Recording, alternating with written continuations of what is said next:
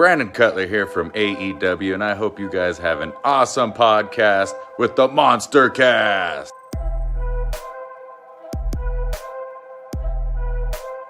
What's up, you guys? Sean Ross Sapp, Fightful here. You're watching the MonsterCast with Jack and Ryan. A big shout out to those fellas. Good people. Check them out.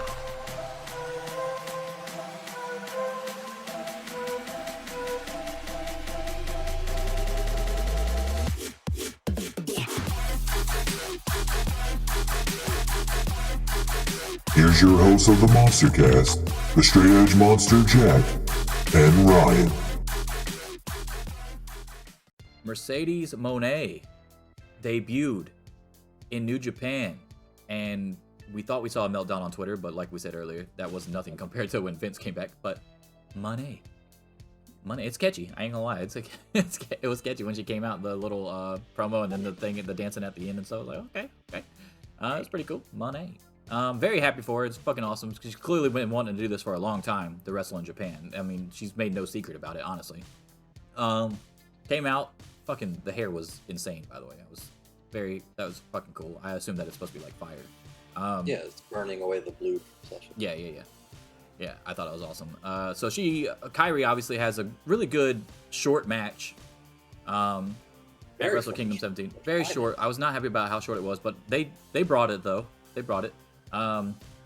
Kairi, that was her first defense of the new IWGP Women's Championship. And then Mercedes comes out. And I want to say this was only the third match of the actual show, right?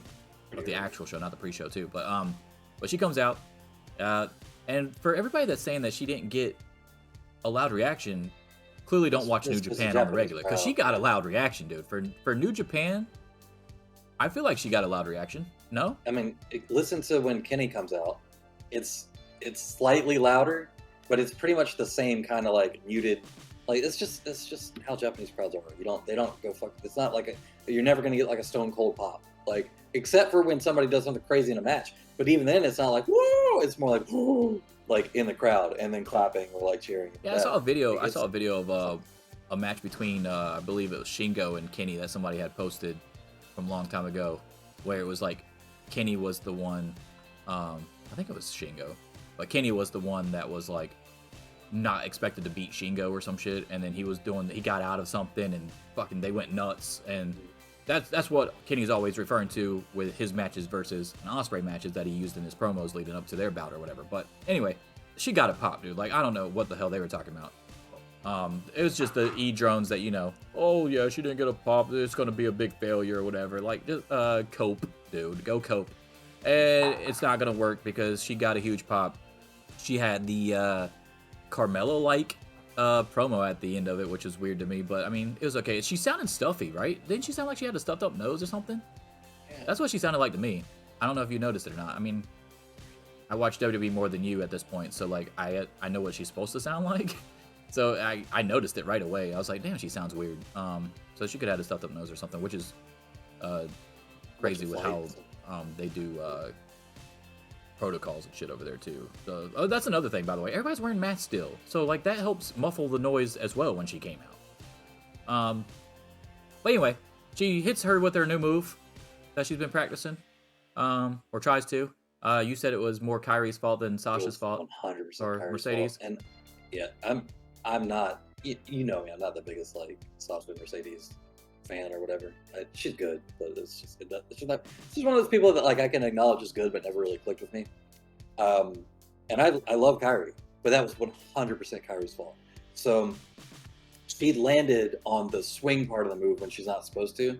She's supposed to swing around, kind of be on her feet, and then take the DDT parts and the gory special. So no, that was Kairi's fault.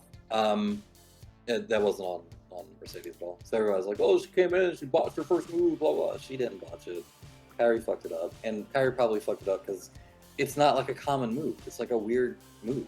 So, if it happens, they'll get it together for the next one. It'll be fine. I feel like it's more of it's not really a Japanese move. It's more of a luchador move anyway. Yeah, it's something it's literally a gory special. So, and sometimes that gory special is done in transition, not just straight up like that too. So you already have momentum from the like running to the ropes or something like that too. So like you're doing all this other shit and first and reversals and all that stuff, and then you hit it type deal. It's not really, hey, let's just go ahead and fucking pick you up and do the gory special. Yeah.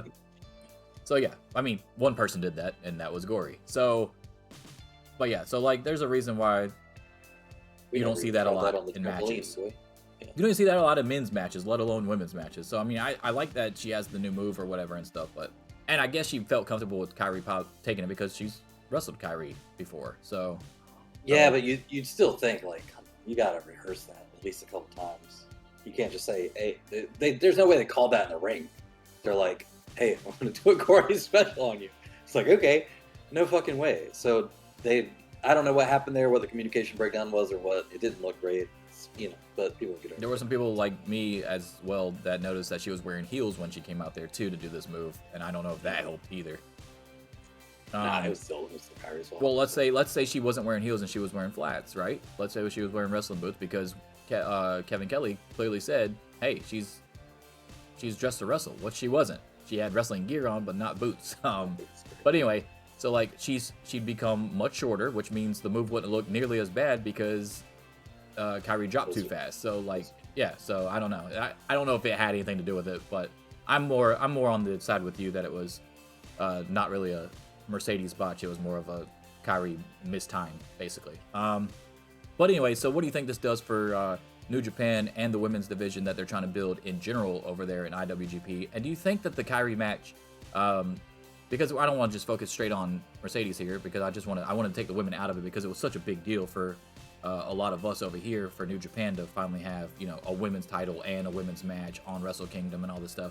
What do you think? Do you think a lot of people? I feel like a lot of people had doubts about how seriously New Japan was going to take the women's roster. But then when you have the tournament, Kyrie winning it, Kyrie having the great match, even though it was, like we said, it was a short match, and then bringing in Mercedes, do you think that they're really going to try to take this seriously with the Stardom New Japan crossover?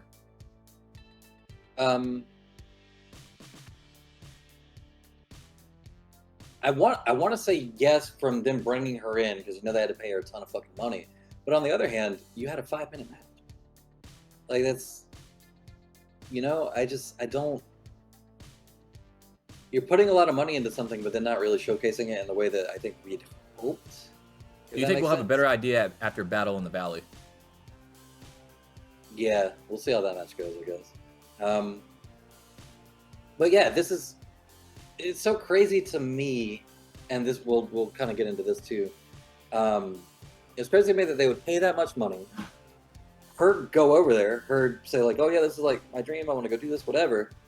Have her debut after a 5-minute championship match, and then build your whole next program around her, but then not have anybody take her aside and be like, hey, like, that like Sendai Girls and NJPW and all that stuff, that's not us, right? You can't go talk about how you want to wrestle people from over there. That would be like you coming to WWE and saying, yeah, I want to wrestle Kenny Omega. Like it's fucking weird. You can't do that. So yeah, I feel like they're taking it seriously in the sense they're trying to draw a lot of international interest. They might see it as like a big moneymaker for them, but I don't think that they're taking it as seriously as we had hoped for the wrestling side of it, if that makes sense. Yeah, I think we'll see that. I think that we'll see that throughout the year, whether or not they're going to really take it seriously from the wrestling side. How much they're taking it seriously as like an attraction, but not as like a real thing. Yeah, but I don't want them to use it as like a midget fucking wrestling spot. I want them to use it as it as an actual division. I mean, you spent the time to have this title that looked like a smaller version of the actual title that Mercedes is what, like Ospreay was holding. So I don't know. I want them to. I'm hoping that they're taking it seriously. I want personally to say there's a couple reasons why they kept the match short at Wrestle Kingdom. They're trying to slowly introduce the women to the New Japan crowd, right? That's one. They're trying to make sure that they didn't have too much time because then they had a bigger possibility of screwing something up, and then people would just go ahead and say downvote it automatically and not give it an actual fair shake. And number three, and I think the most important thing is that you had to allot time for Sasha to debut, which she took up a bunch of time with the intro video, then coming out to the ring, then pretending to be her friend, and then turning on her, and then cutting the promo after. All that time, I feel like would have went to, or at least part of it would have went to the women's match as a whole if it wasn't for Mercedes' debut. So that's my optimistic view of it. That's what I'm hoping is going on. But like I said, and also you had Wrestle Kingdom. That's your biggest stories that you've been telling.